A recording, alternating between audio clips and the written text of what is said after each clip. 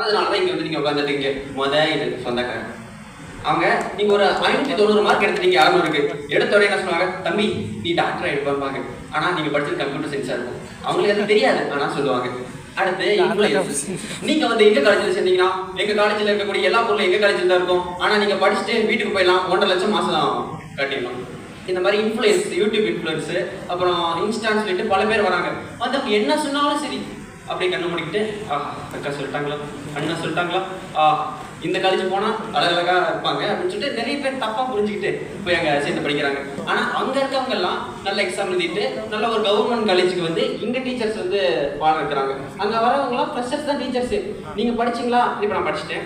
3 வருஷம் முடிச்சதுக்கு அப்புறமா நான் ஒரு பிஎட் முடிச்சுட்டு அப்படியே நான் போய் எங்க டீச்சரா சேர்ந்துட முடியும். இங்க இருக்கவங்க அப்படி இல்லை, எல்லாரும் பிஹெச்டி முடிச்சுட்டு ரொம்ப அறிவோட தான் இங்க வருவாங்க உங்களுக்கு சொல்லி தரதுக்கு. நீங்க என்ன அங்கதான் அறிவு கிடைக்குன்னு சொல்லிட்டு அங்க போய் இந்த மாதிரி நானும் நிறைய தப்பெல்லாம் பண்ணேன். எடுத்த உடனே காலேஜுக்கு ஒரு படம் கரெக்ட் காலேஜா